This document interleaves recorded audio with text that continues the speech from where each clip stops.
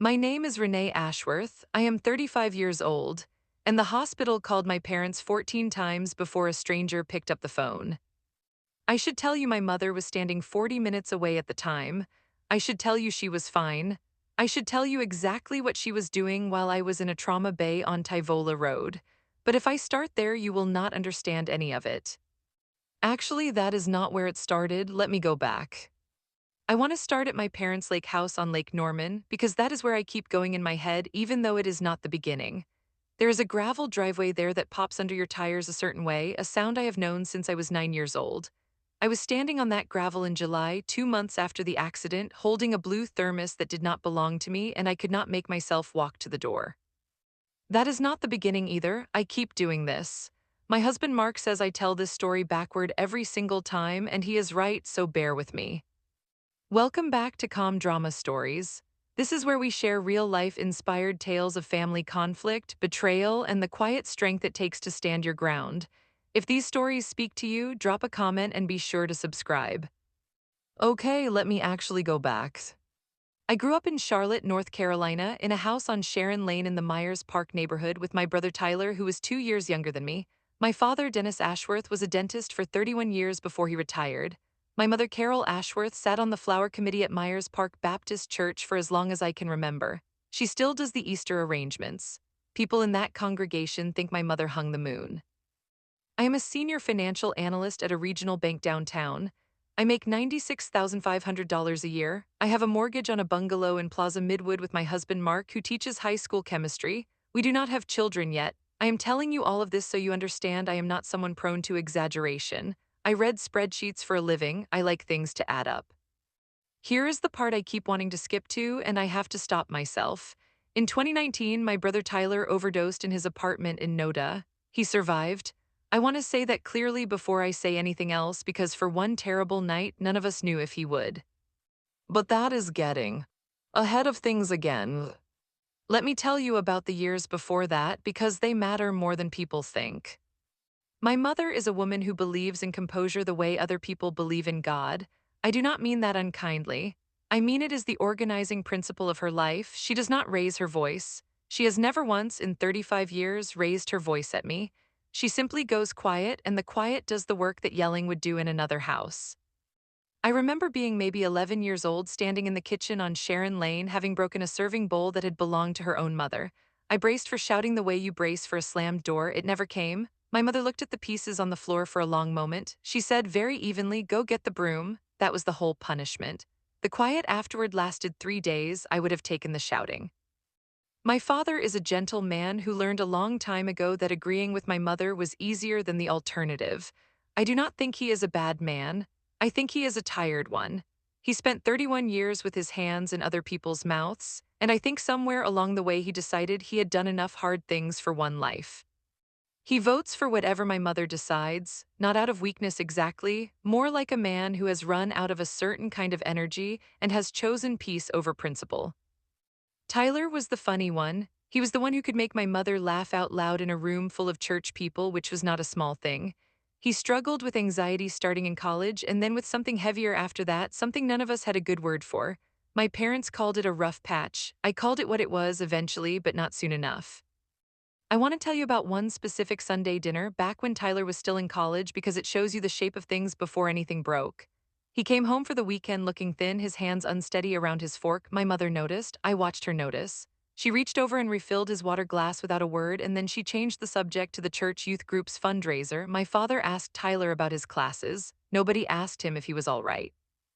I did not ask him either, and that is a thing I have had to sit with for years. I want to tell you about the night in 2019 now, and I am going to let myself do it because I think if I keep circling it, I will never land anywhere. It was a Tuesday in October. I remember it was a Tuesday because I had a budget review the next morning that I ended up rescheduling. Tyler's roommate found him on the bathroom floor and called 911. The hospital, which was Atrium Health Carolina's medical center on Blythe Boulevard, called my parents' house phone first because Tyler still had it listed from years earlier. My mother answered. I know this because she told me herself later in a tone I did not understand until much later than I should have. She got in the car, she drove to the hospital. She sat in a waiting room chair for 6 hours while my father paced the hallway. I remember because I was there too, in the chair next to her, holding a paper cup of coffee that went cold before I drank any of it.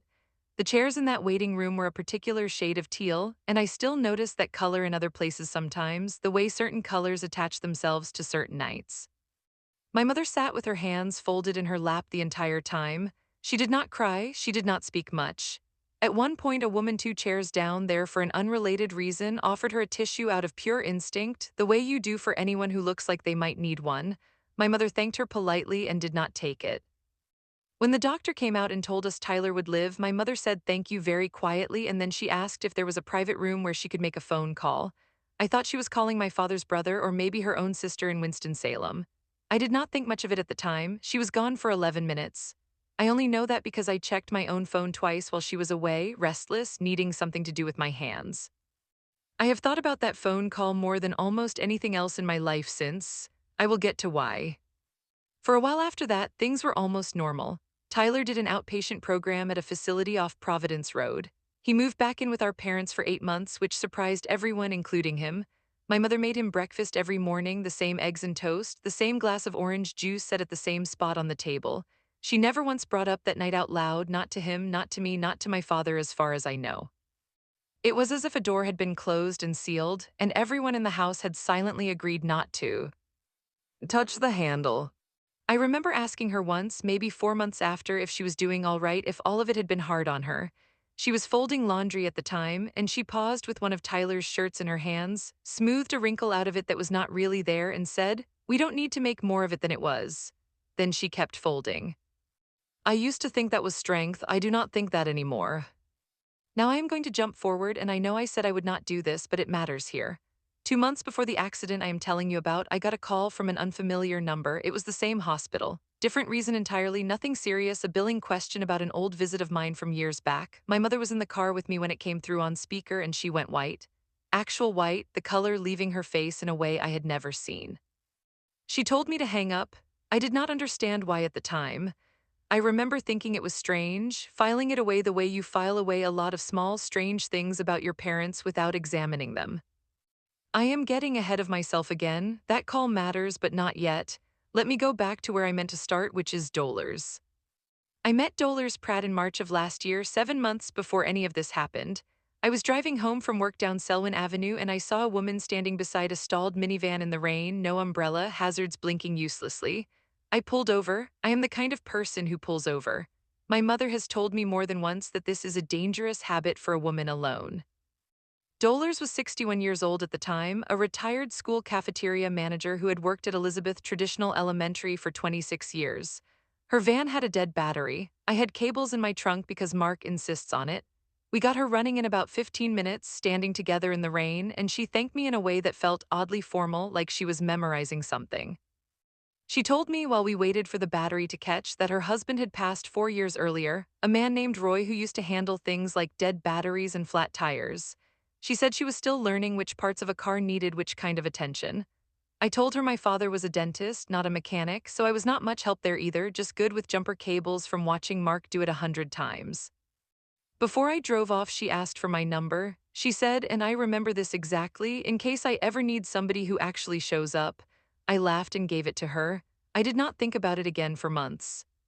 That is the beginning of the part that matters. I promise I am getting there.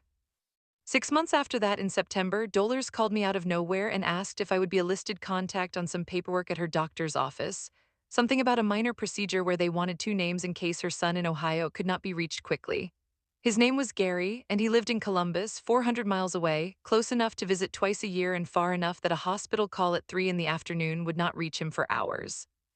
I said yes without really thinking about it. It felt like a small thing, a favor between two people who had stood in the rain together once. What I did not know, what I would not learn until much later, is that around that same time, Dolers put my name and number into her own phone under a different label than most contacts. She labeled it "Renee will actually answer." I found that out from her son Gary at Christmas, and it made me laugh and then it made me cry because by then I understood exactly what she meant by it. Here is where I have to tell you something and then take it back a little because I got ahead of myself when I told you at the start that a stranger picked up the phone. Dolers was not really a stranger by the time the accident happened. But she also was not family. That distinction is the entire story if you want to know the truth. Let me tell you about the accident now. It was a Thursday afternoon in late October, almost exactly a year after Tyler's overdose, though I did not clock that at the time. I was driving south on I-77 near the Woodlawn Road exit, coming back from a client meeting in Fort Mill. A box truck lost control changing lanes in front of me during a hard rain. I do not remember the impact. I remember the sound of the airbag before I remember anything else, a flat, violent pop, and then nothing until a paramedic was cutting my seatbelt. I remember pieces after that, not in order: a blood pressure cuff tightening on my arm, someone asking me to squeeze their fingers, rain coming through a gap in the door that would not fully close, cold against my wrist. I remember thinking with strange clarity that I needed to call my mother and then not being able to find my phone and then not being able to hold that thought at all. They took me to Atrium Health Carolina's medical center, the same hospital as Tyler on the same boulevard in the same city where I have lived my whole life. I had a lacerated spleen, 3 fractured ribs, and a concussion severe enough that I could not reliably tell the ER doctor what year it was. My phone was in the wreckage of my car, cracked but functional, and a paramedic pulled my emergency contacts from it before I lost consciousness in triage. My primary listed contact was my mother. My secondary was my father. Dolores Pratt was listed third, an old holdover from that doctor's office paperwork request months earlier that I had honestly forgotten I agreed to. I want to tell you what happened next the way I actually learned it, which is in 3 separate pieces over 3 separate weeks, because that is how the truth arrived to me, not all at once. In pieces like something dropped and swept up later. Tell me in the comments. I read every single one. And if you haven't subscribed yet, now is the time, because what happens next is the part I've been building toward this whole time. The first version I had of what happened was my own guess, made up in a hospital bed 3 days later, still fogged from the concussion, piecing together fragments a nurse mentioned in passing. I assumed my mother's phone had died. She was terrible about charging it. I assumed she had been at the grocery store or driving somewhere with bad signal the way she sometimes was out at the lake house. I built a whole gentle story in my head because I did not want the other kind of story to be true. I held on to that guess for exactly 9 days. The second version came from something I found, not something anyone told me. When I got home from the hospital, I called my cell carrier to dispute some charges from the days I was unconscious, since Mark had been using my phone for updates to family. The representative trying to help read off a call log from that Thursday. 14 calls to a number saved as mom between 3:47 p.m. and 6:12 p.m. Every single one showed the same word next to it: declined. Not missed, declined. I sat at my kitchen table with my ribs still wrapped, and I read that word over and over: declined, declined, declined, and something behind my sternum went tight and did not loosen for 3 days. I did not confront my mother right away. I want to be honest about that because I think people watching this expect me to have marched over there immediately, and I did not. I sat with it. I have always been someone who needs to understand a thing fully before I say anything about it out loud. I made myself a cup of tea I never drank and stared at that word on the screen until my eyes burned. So I went looking for the third version, the true one, and I got it by accident, the way most true things arrive in a family like mine. Before I get to Thanksgiving, though, I want to tell you about the hospital itself, because I skipped past it to get to the part that hurt more, and it deserves its place. When the trauma team could not reach my parents, a nurse named Patricia, who I met properly weeks later at a follow-up appointment, went down my contact list to the third name. Dolores Pratt picked up on the second ring. Patricia told me later that most third contacts do not answer that fast, that people tend to screen unknown Charlotte numbers the same way scam calls get screened everywhere now. Dolores did not screen it. She answered like she was expecting it. Dolores drove from her house in Cotswold to the hospital in 19 minutes, which normally takes 25, and she has never once told me how she managed that, only that she did not stop for the light on Randolph Road. When she arrived, the front desk would not release information to her because she was not listed as next of kin, only an emergency contact, which under HIPAA rules meant they could confirm I was a patient there and almost nothing else. Dolores stood at that desk and did not raise her voice, but she did not leave either. She told the woman at the desk calmly that she understood the rules and that she would be sitting in the waiting room until someone who could tell her something came to find her. She sat in that waiting room for 4 hours before a doctor finally came out and spoke to her, because by then the hospital had still not reached my actual next of kin, and someone in patient services made a judgment call to update her as the responsible contact of record for the time being. There was a moment, Patricia told me, when Dolores was asked to sign a temporary healthcare decision authorization, a document that in an emergency lets a non-relative make limited medical decisions if no next of kin can be located within a certain window. Dolores read the whole form twice before signing it. She has always been careful with paperwork, a habit from 26 years of cafeteria budgets and district compliance forms. She told me afterward that her hand was shaking the entire time, but her signature came out steady anyway because she made herself hold the pen still. The social worker who handed her the form, a younger woman named Angela, asked Dolores what her relationship to me was since the box on the form required one. Dolores sat with the pen over the line for a moment. Then she wrote family friend, and Angela did not question it because by 4 hours into a wait like that, the paperwork stops being about accuracy and starts being about who is actually standing in the room. I woke up for the first time, groggy and confused, and the person sitting in the chair beside my bed was not my mother. It was a woman I had helped once in the rain, holding a blue thermos of coffee she had brought from home because she did not trust the hospital cafeterias, sitting perfectly straight in a hard plastic chair like she intended to be there as long as it took. I did not understand any of it yet. I only remember reaching for her hand without fully deciding to, and her closing her fingers around mine and saying very quietly, "You're all right. I've got you." I asked her, my voice thick and unfamiliar to my own ears, where my mother was. Dolores' face did something small and controlled, a flicker she smoothed over almost as fast as it appeared. She said, "She's on her way, honey, you just rest." I did not have the strength to ask anything else. I slept again within minutes. I want to tell you about a dialogue scene now, one I have replayed many times, because I think it says more than almost anything else in this story. It happened 2 days later, once I was lucid enough to hold a real conversation. My mother had finally arrived, having gotten a voicemail from my father, who Dolores had eventually managed to reach through his cell, a number he answers more reliably because he keeps his ringer volume unreasonably loud out of stubbornness about hearing aids he refuses to get. My mother came into the room and set her purse down on the windowsill very precisely, lining the strap up parallel to the edge. She asked how I was feeling. I told her the truth, that I was in pain but stable. She nodded and adjusted the blinds slightly, letting in less light, a small physical correction she makes in every room she enters, and I have never once asked her why. She sat down in the chair Dolores had occupied for 2 days, and I noticed in a small and strange way that it still had the shape of someone else's presence in it, though of course a chair does not hold shape like that. I think I only felt it because I knew. I asked her carefully why it took so long for anyone to reach her. She said her phone must have been acting up. She said she would get it looked at.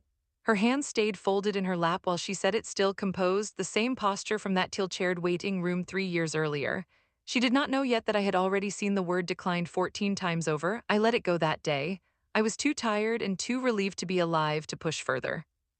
I want to give you a solo reflection moment here, because there is one that has stayed with me more than almost any other part of this. It was the third night in the ICU before Dolores had gone home to sleep for the first time in 2 days. I was alone in the dark, machines clicking their quiet rhythm beside me, and I remember thinking very clearly in words, "My mother did not come, a stranger came." And somewhere underneath that thought was a second one I did not want to look at directly. Maybe I have always known she would not. I did not cry. I want to be honest about that too. I just lay there and let the thought sit on my chest like something with real weight until eventually it eased, the way most heavy things do if you let them stay long enough without fighting them. I remember counting the clicks of the IV pump to give my mind something smaller to hold on to. 41 clicks before I fell back asleep. I want to tell you about Mark for a moment, because he has a place in this story too, even if it is a smaller one. He was at a teacher conference in Raleigh that Thursday, 3 hours away, and his phone had been on silent through 2 afternoon sessions on lab safety protocols. He did not see any calls until nearly 7 that evening, and when he did, he drove back that same night, arriving at the hospital a little after 11, still in his conference lanyard, badge swinging against his chest as he half ran down the hallway. He sat with me the whole next day, holding my hand the way Dolores had, and at one point, when my mother stepped out to make a phone call to my father, Mark leaned close and said quietly, "Dolores told me she's not leaving until somebody who's actually kin shows up." He said it like he was still working out what to make of that sentence. I think honestly we both were. Let me tell you about the legal and financial side of this, because it matters, and because I promised you I am a person who reads spreadsheets for a living. The total hospital bill came to $187,340, including the ICU stay, the surgery to address the spleen laceration, and 11 days of recovery care afterward. My insurance covered the bulk of it, but I was still responsible for a deductible and coinsurance totaling just under $14,000 out of pocket. The box truck driver who caused the accident was found at fault by the North Carolina Highway Patrol, and his commercial insurance policy eventually settled with me for $340,000, which covered my remaining medical costs, 6 weeks of missed work, and what my attorney called pain and suffering, a phrase I still find strange to say about my own body. None of that money mattered nearly as much as the paperwork that happened in the hospital room, though. On day 4, once I could sit upright, a hospital social worker came in with a folder and asked if I wanted to formally update my emergency contact list going forward. I looked at the sheet in front of me, my mother's name still typed neatly under primary contact, and I asked for a pen. I moved Dollars to primary. I left my mother listed further down because I am not someone who erases people entirely, even when I probably should consider it.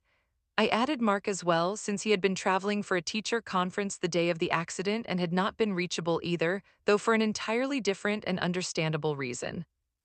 The social worker, Angela, the same one who had handed Dollars that authorization form days earlier, did not ask me why I was rearranging the names. She has probably seen 100 families rearranged on that same sheet of paper and understood there was no version of that story she needed explained to her. She only asked me to initial next to each change, and I did, my handwriting shakier than usual from the IV still taped to the back of my hand. I want to tell you about one more scene because it is the one that is hardest to talk about, and I have avoided it long enough. It was 6 weeks after the accident, back at my parents' house on Sharon Lane, not the lake house yet, that comes later. My mother had made a pot roast. My father sat at the head of the table, quieter than usual. Partway through dinner, my mother asked, almost lightly, if I planned to keep that woman as my primary contact. I did not answer right away. I set my fork down very deliberately on the edge of my plate, the way she always sets things down, and I realized in that moment I had learned that habit from her without ever meaning to. I told her yes. I told her Dollars answered when it mattered, and that mattering is the only thing I trust anymore. My mother did not raise her voice. She never does. She simply went quiet in that particular way of hers, the quiet that does the work yelling would do in another house, and she reached over and refolded a napkin that did not need folding. I did not fill that silence. For once in my life, I let it sit there between us, unresolved, because I think some silences are not mine to fix. My father cleared his throat once, glanced at my mother, and then went back to his plate without saying anything at all. He has always been the kind of witness who sees everything and says nothing, and that dinner was no different. Now let me tell you about Thanksgiving, because that is where the third version of the truth finally reached me, 5 weeks after the accident, though I have jumped ahead of it slightly in telling you about the pot roast dinner first. I told you at the beginning I do this out of order, and here I am doing it again. I was still moving carefully at Thanksgiving, one hand pressed to my side out of habit more than pain by then. My mother had made her usual turkey, my father carved it the way he always does, standing at the head of the table like it was a small ceremony. Dollars was not there. I want to be clear that my mother had never met Dollars at that point and did not yet know her name beyond what my father might have mentioned in passing.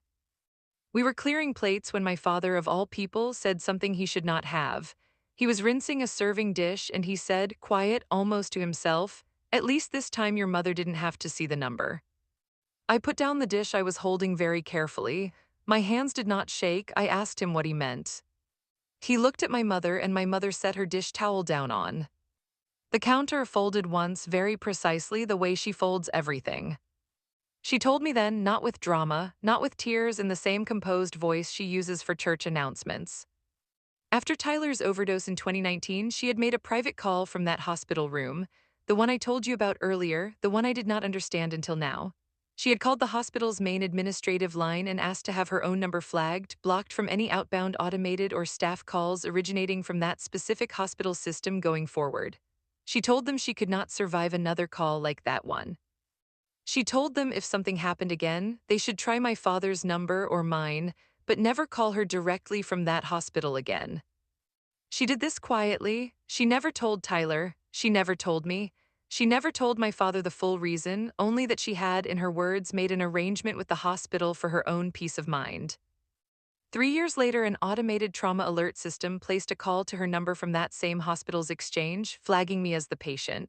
Her phone, on some level of settings none of us fully understood until later, silently declined it, 14 times, not because she saw my name and chose to ignore it, because a wall she built in 2019 in grief to protect herself from one kind of phone call could not tell the difference between that call and mine. I want to sit in that for a second, because it took me a long time to sit in it myself.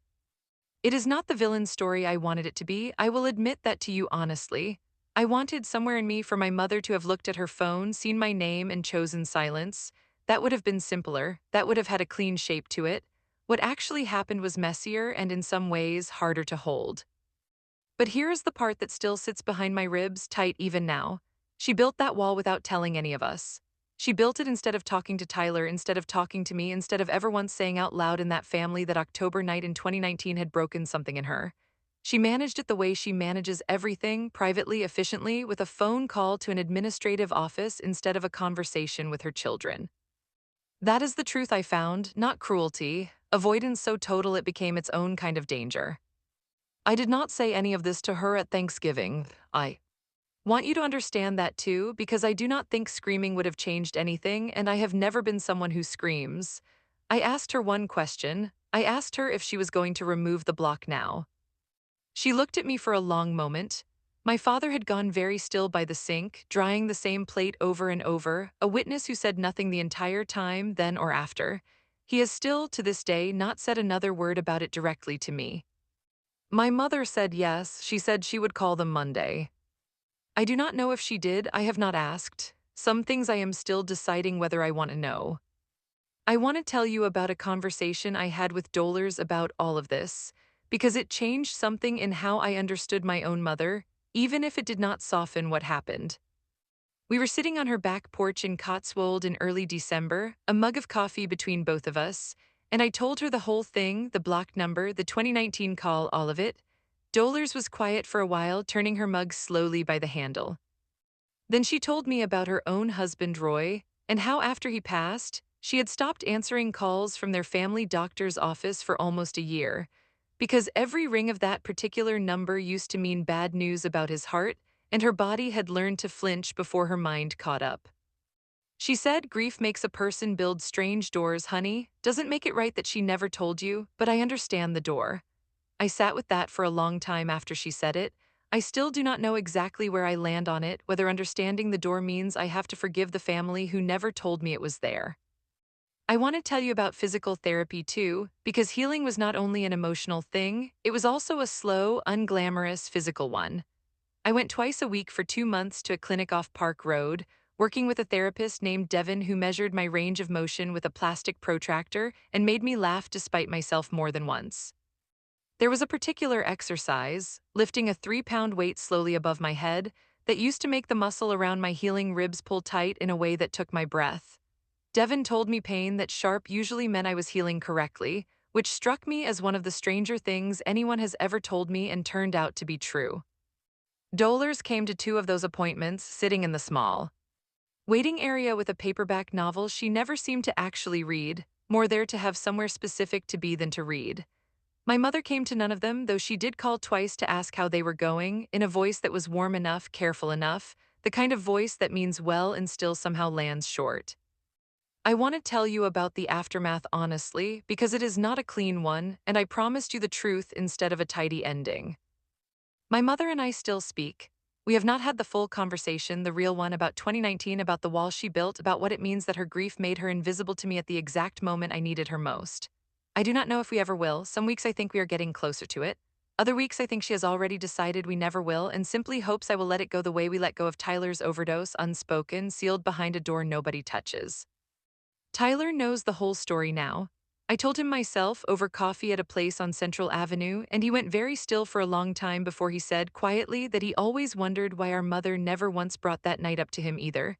He said it explained something he had felt for 3 years without having words for. He asked me if I thought she loved us.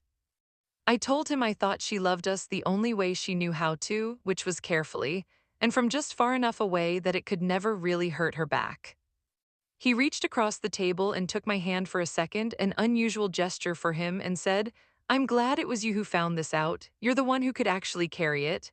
I am not sure that was a compliment exactly, but I have thought about it often since. Dolores and I are close now in a way that does not fit neatly into any category I had before. She is not my mother. She is not quite a friend in the ordinary sense either. She is the person who answered. That turned out to be its own category entirely, one I did not know I needed until I needed it. Her son Gary has started calling me around the holidays too, mostly to thank me, though I always tell him there is nothing to thank me for, that his mother is the one who drove 19 minutes in 25 minutes of traffic and sat in a hard plastic chair for 4 hours without complaint. I want to close where I started at the lake house on that gravel driveway holding the blue thermos. It was July, 2 months after the accident had healed enough for me to walk without wincing. My mother had invited me and Mark out to the lake for the first time since everything, a quiet olive branch dressed up as a normal Sunday. I stood on that gravel and I could not make myself walk to the door because I did not know yet what version of my mother would answer it. The thermos in my hands was Dollar's, the same one she brought to the hospital that first night, the one she pressed into my hands weeks later and told me to keep because, in her words, a person should always have something to hold on to that actually showed up for them. I had carried it out to the lake without fully deciding to, the way you carry certain things without deciding to. My mother opened the door before I knocked. She looked at the thermos in my hands, and something crossed her face I had never seen there before, something that might have been recognition or shame or both. She did not say anything about it. She simply stepped back and held the door open wider than she needed to. We sat out on the dock that afternoon, the three of us, my father grilling quietly a few yards away, and at one point my mother reached over and touched the thermos where it sat beside me on the wooden planks. She did not say anything. She just let her fingers rest there a moment before pulling back, and I understood it as close to an apology as I might ever get from her, and for that afternoon, at least, I decided to let it be enough. I walked in that day. I do not know if that was forgiveness. I do not think it was quite that yet. But I think it was the beginning of something honest, finally, in a family that had spent 3 years being careful instead of true. I still keep that thermos on the shelf above my kitchen sink. I see it every morning. It reminds me that showing up is not a small thing, and it is not something you get to assume about people just because they share your blood. If you're still with me, thank you for listening to all of it, the messy parts and the parts I circled back to more than once. I think that is just how the truth comes out sometimes, not in a straight line, but in pieces you have to go back for. There is one more thing I have not told you yet, and I think I have been circling around it this whole time without admitting it to myself, so let me go back one more time. The afternoon on the dock, the thermos my mother's. Fingers resting on it for that one quiet second. I told you I decided to let it be enough for that day. What I did not tell you is that it was not enough for very long. 3 weeks later, I drove back out to the lake house alone, without Mark, without calling ahead, because I had decided I could not keep circling this family the way I had been circling this story. My mother was in the kitchen when I got there, shelling butter beans over the sink, a task she has done every July of my life. I stood in the doorway and I told her I needed to talk about 2019 properly, not the version where we skip past it, not the version where a napkin gets refolded until the subject changes itself. I told her I needed to hear her actually say it out loud. She kept shelling beans for a moment, her hands moving in that same practiced rhythm, and I thought she was going to go quiet on me the way she always does. Instead, she set the bowl down, wiped her hands on the towel at her waist, and asked if I wanted iced tea. I said no. I said I wanted this conversation instead. Something in my voice must have told her I meant it, because she pulled out a kitchen chair and sat down across from me at the small table by the window, the one we never use for real meals, only for shelling vegetables and paying bills. She told me she had been 11 years old when her own mother, my grandmother Alina, lost a baby 6 months into a pregnancy, a sister my mother would have had. She said the house went silent after that in a way she never fully understood as a child, only that certain words became forbidden and certain silences became normal, and by the time she was grown, she did not know any other way to survive something hard except to seal it behind a door and never touch the handle. I had never heard this before, not once in 35 years. I asked her why she never told me. She looked down at her hands, folded now on the table, and said, "Because telling you would have meant opening it back up, and I did not know if I could close it again once I did." I want to give you an honest body sensation here because that is the rule of how I try to tell you these things. When she said that, something in my chest did not tighten the way it usually does with her. It loosened just slightly, the way a fist relaxes after holding something too long. I did not expect that. I expected more anger. What I got instead was something closer to grief. For her, a grief I had not made room for until that exact moment. I asked her gently this time if she understood now what the blocked number had cost, not in an accusing way. I genuinely wanted to know if she understood it. She nodded slowly. She said, "I understood it the moment your father said that thing at Thanksgiving about the number. I have understood it every day since." Her voice did not break exactly, but it thinned the way a voice does right before it might. I did not hug her. I want to be honest about that too, because this is not a story where everything resolves into an embrace. I reached across the table instead and put my hand over hers just for a moment, and she let me, and neither of us said anything else about it for the rest of that visit. We shelled the rest of the butter beans together in a silence that, for the first time in longer than I could remember, did not feel like it was hiding anything. I want to tell you about my father now because he had been the witness who said nothing for so long, and something in him finally shifted too, though it took longer to reach him than it did my mother. It happened at Christmas, 4 months after the accident, at a family dinner that included Tyler for the first time since the reveal at Thanksgiving the year before. Tyler had asked, ahead of time, if he could be the one to bring it up directly with our father, man to man, as he put it, and I agreed to let him try. They were out on the back porch of the Sharon Lane house after dinner, the two of them alone with their coffee while my mother and I cleared plates inside. I could see them through the window, my father sitting very still in one of the porch chairs, Tyler leaning forward with his elbows on his knees. I do not know exactly what Tyler said to him. He has never repeated it word for word, even to me, and I have decided to respect that. What I do know is that my father came back inside 20 minutes later with red eyes he tried to hide by rubbing at them and blaming the cold air. He found me in the kitchen, drying a dish I had already dried twice out of nervous habit, and he said, quiet, almost too quiet to hear, "I should have called you myself that day. I had my phone the whole time. I just assumed your mother had it handled the way she always handles things." He set his coffee mug down on the counter, very carefully, the same careful way everyone in this family sets things down when they cannot say what they actually feel. Then he said, "I am sorry I let that be a good enough reason." That is the most my father has ever said to me about any of this, before or since. I do not expect more from him. I have come to understand that for a man like my father, that sentence was the equivalent of another man weeping. I want to tell you about a solo reflection I had that Christmas night, driving home with Mark asleep against the window beside me, streetlights sliding across the windshield in that particular rhythm they have on Providence Road late at night. I remember thinking very clearly, nobody in that house is a villain, not really. They are all just people who learned, a generation at a time, that the safest thing to do with pain is to carry it alone and call the silence peace. I did not cry on that drive either. I have noticed I do not cry much in this story, and I have thought about why. I think it is because crying in my family was never modeled as something useful. What I have instead is this steadiness, this need to understand a thing fully before I let it move through me. I am my mother's daughter in that particular way, whether I like it or not. Let me tell you about Dolar's husband Roy now, because I promised myself I would tell his story properly, and I have only given you pieces of it so far. Roy Pratt worked 34 years for Duke Energy, most of it as a lineman, climbing poles in every kind of weather Charlotte has to offer. He and Dolars were married for 39 years before his heart gave out on a Tuesday morning while he was watering the tomato plants in their backyard in Cotswold. Dolars found him there, kneeling in the dirt like he had simply decided to rest a moment.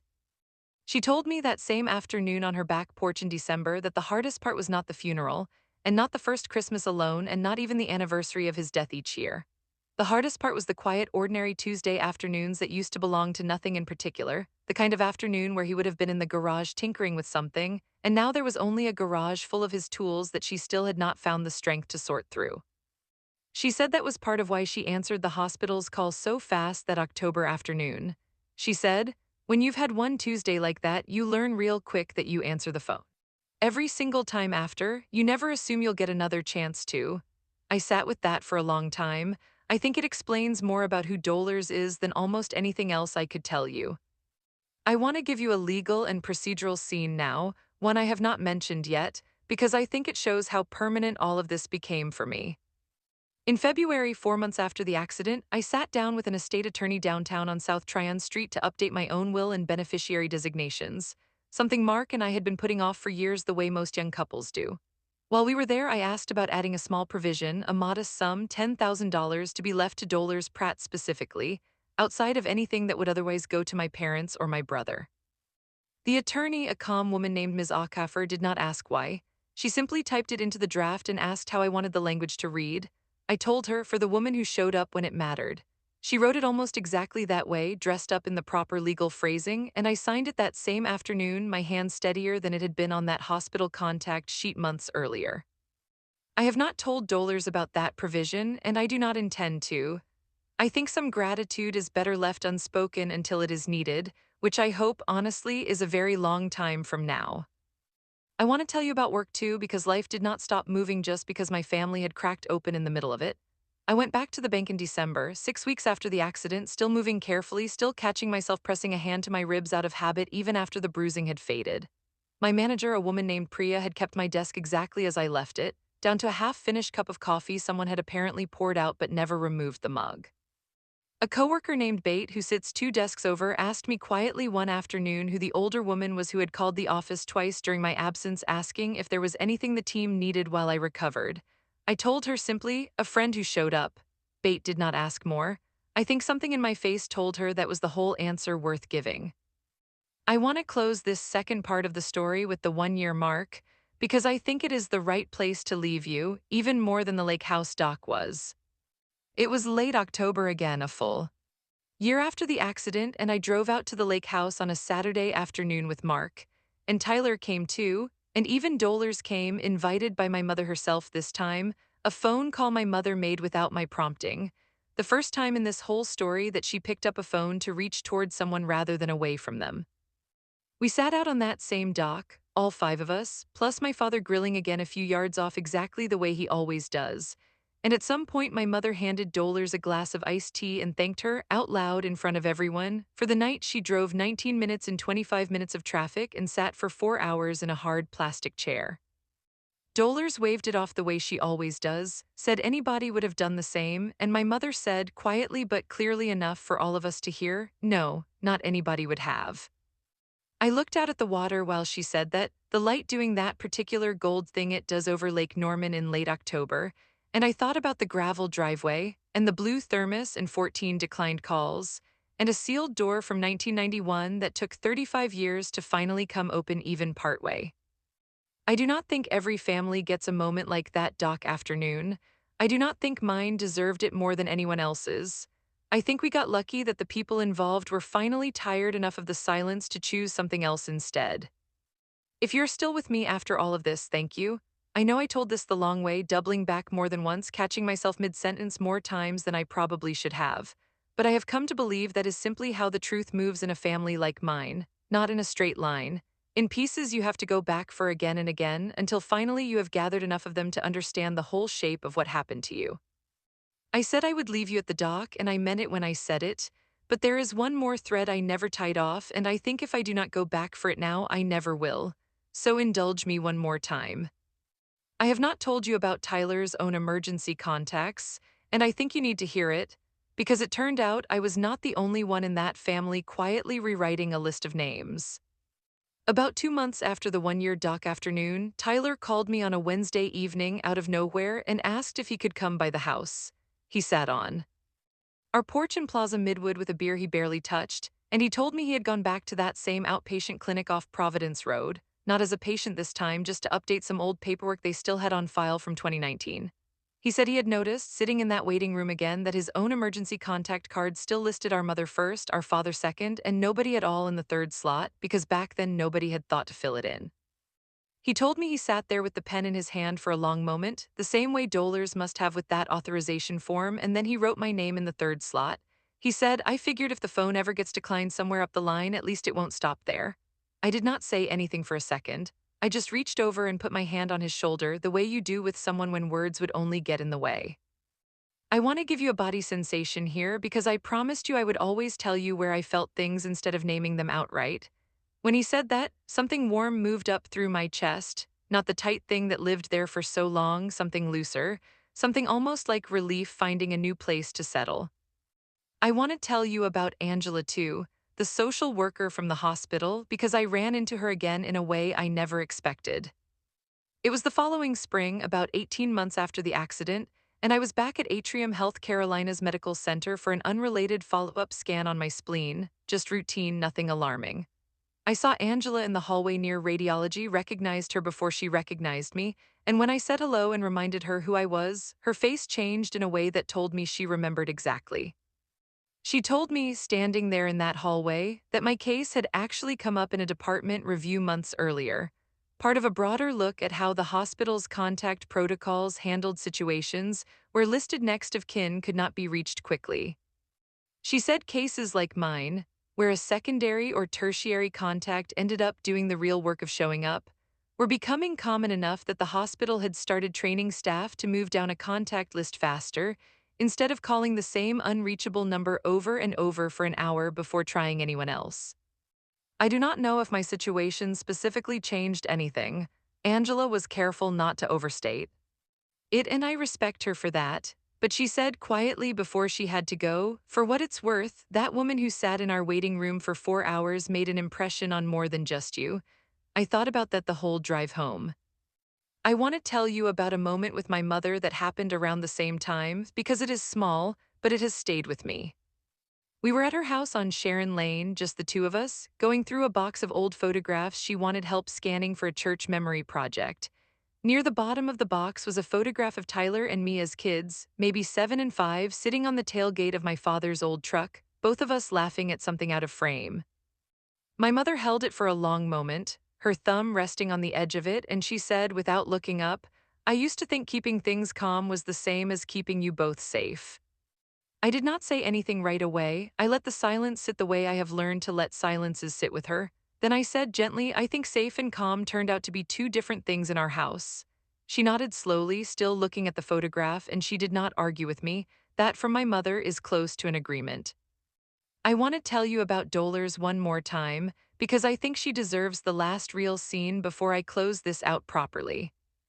It was the fourth anniversary of Roy's death, a Tuesday in September, and I remembered it without needing to be told, because by then I had learned which dates mattered to her the way you learn the shape of a person you have chosen to keep close. I drove over to Cotswold that morning before work with 2 coffees and sat with her on the back porch, the same porch where she told me about grief building strange doors. She did not say much that morning. She held her coffee in both hands and looked out at the garden, the one with Roy's old tomato stake still standing empty in a corner she has never quite been able to bring herself to clear out. I did not fill that silence either. I have gotten better at that, I think, over the last 2 years. I just sat with her the way she sat with me in that hard plastic chair until it was time for me to leave for work. Before I got in my car, she hugged me quick and firm and said, "You didn't have to come." I told her I know. I told her that was exactly why I did. I want to close this properly now, all the way, no more. Circling back, I think about the version of this story I almost told you, the simple one, the one where a stranger's kindness rescues me from a cold family and that is the whole shape of it. That version would have been easier to tell. It would not have been true. The true version has my mother in it too, not as a villain exactly, but as a woman shaped by a silence passed down to her before I was even born, a silence she then passed partway down to me before finally, slowly, painfully, choosing to set some of it down. It has my father in it, a quiet man who mistook absence for trust and needed his own son to sit with him on a cold porch before he could say he was sorry. It has Tyler in it, rewriting his own list of names so the same gap could never open again in his life the way it opened in mine. And it has Dolores in it, a woman who lost her husband in a garden on an ordinary Tuesday and decided, from that day forward, she would never again let a ringing phone go unanswered if she could help it. I keep that blue thermos on the shelf above my kitchen sink still. Some mornings I fill it with coffee and take it with me to work just to have it close. It has never once in 2 years gone empty in a way that felt like loss. It has only ever reminded me every single time I lift it down from that shelf that showing up is a decision people make over and over, not a guarantee that comes with a shared last name. If you made it all the way through this one with me, thank you. I know I circled back more times than most stories ask you to. I think by now you understand why.